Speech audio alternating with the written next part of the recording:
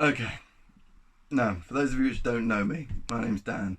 I'm a lecturer in land and wildlife management and countryside management for Bicton College, which is part of the Cornwall College Group. My plan initially was to make a series of videos as supplementary lessons for my students, especially with current global situation and our country being on lockdown. I thought this would be a really good way to keep my students up to date, on point with their lessons. Thought it would be good for future students as well.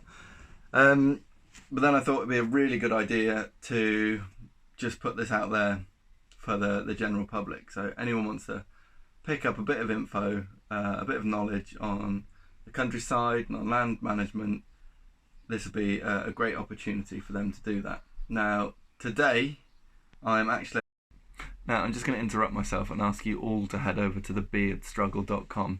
Now, it's these guys which have made this video possible. They are a great company that use 100% natural ingredients and never test on animals. And what they make are excellent products like this. Daytonic and Gentleman's Scruff Balm. Both of these I use, both of these I love, and I would recommend these guys 100%. So what we're going to look at today is Allium ursinum, which is commonly known as wild garlic. Now, it's got a whole host of other names, but I specifically want to use Allium ursinum, which is its binominal name. We often refer to it as a scientific name or a Latin name. And the reason I want to use that is that goes over all languages. It doesn't matter where you come from. Allium ursinum is the correct name for the plant that we'll be looking at today. Now, my students know that nothing just stays where it is.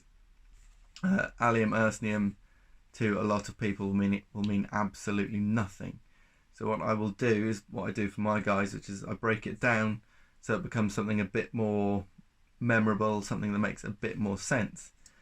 Now, Allium, the first part, which is what we call the genus, that is actually a Latin word in itself, and that specifically is the Latin word for garlic, so that makes things quite easy. And then ursinum is a slightly adapted Latin word, and that is focusing on the bear. In some cultures, this is called the bear garlic, because bears and wild boar actively seek this out, dig it up, and they're going for it. So because of that, its Latin name, binominal name, has become Allium ursinum, which is garlic bear. Now, to jump into the jargon a little deeper, in horticultural terms, Allium ursinum, the wild garlic, is referred to as a bulbous perennial. Now, to explain those words to everyone, bulbous is quite simple. That means it comes from a bulb, and perennial means that it will grow, it will die back to the bulb, then it will grow back again the next year, it will die back to the bulb, and then it will grow back again the next year. So it just means it will keep regrowing, even though it fades away in the winter time, it will come back from the same. Now, the plant itself is native to Europe and Asia. It mainly sticks around moist woodlands, which is great. I've got lots of moist woodlands around my area. I live very close to a river and a lot of streams. It's also referred to as a herbaceous monocot. Now, monocotyledon, we won't get into at the moment. That is part of how the plant grows and what it germinates from. Herbaceous is quite easy. Starts with herb because it's a herb. This plant, although it is bulbous, it primarily reproduces via seeds. So if anyone goes out to forage themselves, please, for the most part, can you avoid taking any flowers and just work on the leaves. Flowers are a source of pollen and nectar for invertebrates, and we need to do as much as we can to look after them. In addition to that, if we always harvest the flowers, we're going to reduce the amount that wild garlic can spread and reproduce.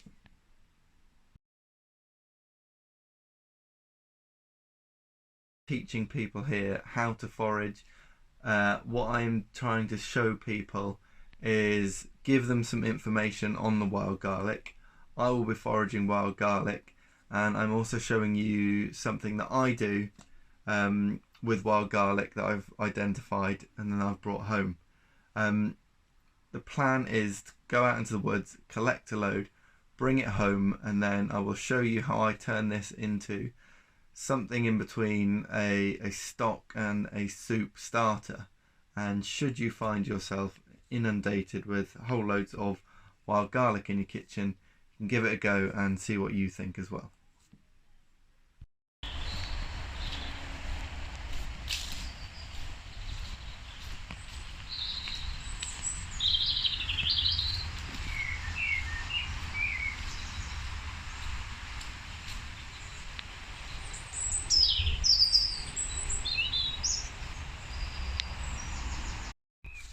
So all you should need to do is find broadleaf woodlands close to water, have a look about inside, and hopefully you'll find wild garlic. So as I walk down into this bit of my journey, getting closer to the water, down into the drainage ditches, I can already smell that really strong garlicky smell. If we move down into this bit where the ditch is, it opens up into all these white flowers, and this is what a decent patch of wild garlic's going to look like. The whole plant itself is edible. Wild garlic does the majority of its reproduction via seeds, so we don't want to disturb the flower heads and remove its possibility of reproducing. In addition to that, it's a flower, it's a decent flower, and it provides a food source for pollinators and other invertebrates. Standard rules apply. If it's not your land and you don't have permission, do not uproot any plant. Just simply, easily collect some leaves, avoid the stalk. Nice.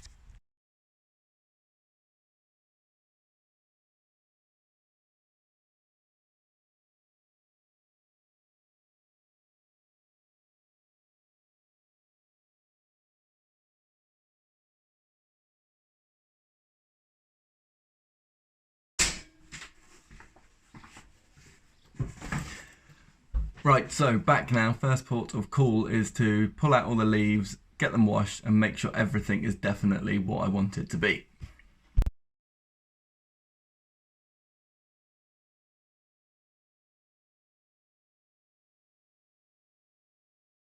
Okay, so I've gone out into the garden and pulled out one of my potted wild garlic so I can show you the plant in its entirety.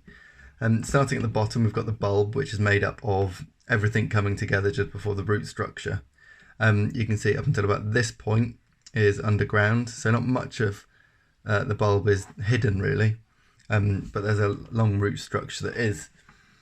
As we follow up, we go into one of the leaves. Now you can see these are elliptical in shape, and these can grow to about 25 centimeters long and 7 centimeters wide. And then if we continue on up, we get to the inflorescence. Now, to break that down to make it easier for people, flor, from the in flor, sounds like flower. Essence, the essence of something, is just describing the flowers. The flowers, in essence, are this, an umbel shape, which essentially is like an umbrella. Now, you can have between 6 and maybe 20 flowers in each umbel, with each flower having 6 petals on it. In terms of identification, there are some things which are very similar to this, especially when they're young, with leaf structure. I don't want to show you what they are, I just want to show you the wild garlic, and hopefully the wild garlic will stay in your memory as opposed to something nasty. Another good thing to do while you're washing is just have a look at the leaf. You can see it's got this really rubbery texture, and it leaves that dull, almost eggshell-like sheen to it. As you look down along the midrib, you can see that everything is parallel to it in terms of the veins that you can see in the leaf. We call this parallel venation, and this comes from, in part, the plant being monocotyledon, which is sometimes just shortened to monocot.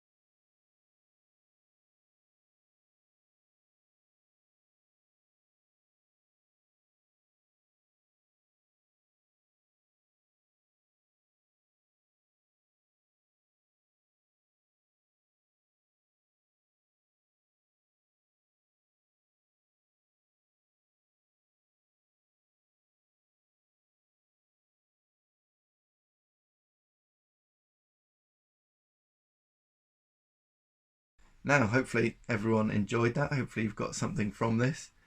What I want to just say now is, if you are interested in pursuing a career in the environment sector, in the outdoor sector, land, wildlife and conservation side of things, please do follow the link that I've put below, and that's a link to our college.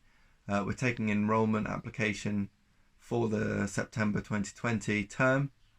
So if you go through that, you can see what we teach, see what we're about, and we would love to have anyone come and join us, because we are all really passionate about what we teach.